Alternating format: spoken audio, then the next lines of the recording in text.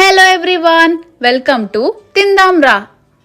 ఆనపకాయ అంటే ఇష్టం లేని వాళ్ళు కూడా తినే కొద్ది తినాలనిపించే పాతకాలపు నాటి ఆనపకాయ బెజ్జాల పులుసు ఎలా తయారు చేయాలో చూద్దాం రండి.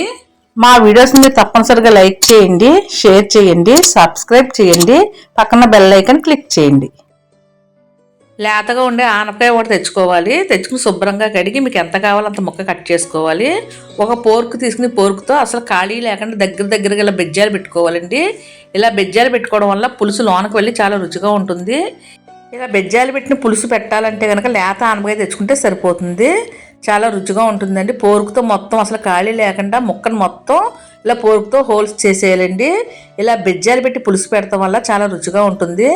ఆనపకాయ అంటే ఇష్టం లేని వాళ్ళు కూడా చాలా ఇష్టంగా తింటారండి. అంత బాగుంటుందండి ఈ ఆనపకాయ పులుసు. చేపల పులుసు ఎందుకు పనిచేయదండి ఆనపకాయ పులుసు పక్కనే. ఇలా మొత్తం అన్ని బెజ్జాలు పెట్టుకున్న తర్వాత మరి పులుసు పెట్టుకోవడానికి ఏ ముక్క సైజు కావాలో ఆ సైజులో ముక్కలుగా కట్ చేసి పెట్టుకోవాలి. లేత ఆనపకాయ తీసుకుని తొక్కలు తీయకుండానే ఇలా బెజ్జాలు పెట్టుకోవడం వల్ల ఈ పులుసు పెట్టుకున్నప్పుడు ముక్క తింటున్నప్పుడు చాలా రుచిగా ఉంటుందండి.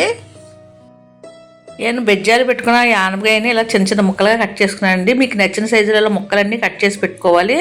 ఇలా ముక్కలు కట్ చేసి పెట్టి కూర ఉండడం వల్ల పులుసులో ఆనకు వెళ్ళి పుల్లగా చాలా రుచిగా ఉంటుంది. ఆనపకాయ ముక్కలు మీకు నచ్చిన సైజులో ముక్కలు కట్ చేసుకుని పక్కన పెట్టుకోవాలి. ఒక నిమ్మకాయ సైజు చింతపండు నానబెట్టుకుని ఉంచుకోవాలి. ఒక 4 పెద్ద ఉల్లిపాయలు ఇలా కట్ చేసి పెట్టుకోవాలి. చిన్న దాల్చిన చెక్క ముక్క, 4 లవంగాలు, కొన్ని వెల్లుల్లిపాయలు తీసుకోవాలి. ఒక మిక్సీ జార్ తీసుకోవాలి. దాంట్లో లవంగాలు, అలానే దాల్చిన చెక్క, అల్లము, వెల్లుల్లిపాయ వేసి మెత్తగా పేస్ట్ చేయాలి. ఇలా కొంచెం మెత్తగా పేస్ట్ చేసిన తర్వాత ఉల్లిపాయ ముక్కలు వేసి పేస్ట్ చేసుకోవడం వలన ఉల్లిపాయ ముక్కలు మరీ పేస్ట్గా కాకుండా కొంచెం బరకగా మిక్సీ అవుతుంది. ఉల్లిపాయలు కూడా వేసి ఇలా బరకగా మిక్సీ పట్టుకుని పక్కన పెట్టుకోవాలి. స్టవ్ పైన ఒక దలసరి కడాయి పెట్టుకోవాలి. దాంట్లో కొంచెం నూనె వేసుకుని ఇలా బెజ్జాలు పెట్టి కట్ చేసుకున్న ముక్కలు వేసి స్టవ్ని మీడియం ఫ్లేమ్లో పెట్టుకుని ముక్కలు చక్కగా రంగు మారే వరకు వేయించుకోవాలి. ఈ బెజ్జాలు పెట్టిన ఆనపకాయ పులుసు మట్టి దాకలో పెట్టుకుంటే కనుక చాలా రుచిగా ఉంటుంది. ముక్కలన్నీ ఇలా వేయించుకుని తీసి పక్కన పెట్టుకోవాలి. ముక్కలు బాగా మగ్గే వరకు వేయించుకోవాలండి. వేయించుకున్న తర్వాత తీసి పక్కన పెట్టుకోవాలి.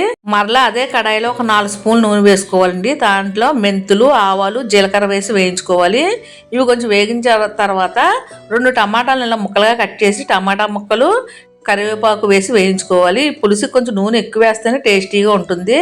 తర్వాత మనం బరకగా మిక్సీ పెట్టుకున్నాం కదండి ఉల్లిపాయ ముద్ద కూడా వేసి వేయించుకోవాలి.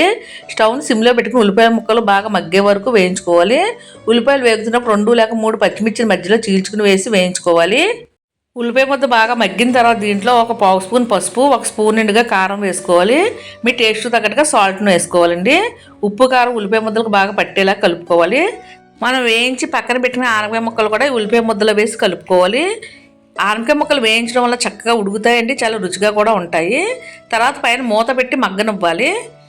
ఒక 5 నిమిషాలు ముక్కలు బాగా మగ్గనివ్వాలండి ఉల్లిపాయ ముద్దలోని. తర్వాత ఒక 1/2 కప్పు నీళ్లు పోసుకోవాలి. బాగా లేతగా ఉండే ఆనపకాయలు అవుతాయి కనుక డైరెక్ట్గానే చింతపండు పులుసు వేసుకోవచ్చు. కొంచెం ఆనపకాయ ముదిరింది అనిపిస్తే కనుక కొంచెం వాటర్ పోసుకోండి. ఇలా వాటర్ పోసి పైన మూత పెట్టి ఒక 5 నిమిషాలు బాగా ఉడకనివ్వాలి. తర్వాత చింతపండు పలచగా రసం తీసుకుని ఈ ముక్కల్లో వేసి ఉడికించుకోవాలి.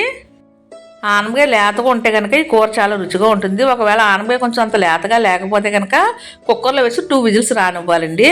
పులుసు బాగా దగ్గరికి అయ్యే వరకు ఉడికించుకోవాలి. ఇలా దగ్గరికి అవుతే కనుక ఈ పులుసు చాలా టేస్టీగా ఉంటుంది. ఈ పులుసు ఉడికే సమయంలోని చిన్న బెల్లం ముక్క వేసుకోవాలండి. కొంచెం ధనియాల పొడి వేసుకోవాలి. ఆ వీడియో కొంచెం స్కిప్ అయిందండి, మీరు గమనించండి. చూడండి ముక్క ఎంత మెత్తగా ఉడికిందో. ఇలా ఉడకడం వల్ల తింటున్నప్పుడు చాలా రుచిగా ఉంటుంది. ఈ రైస్లోకి, పుల్కాలోకి, చపాతీలో కూడా చాలా బాగుంటుంది.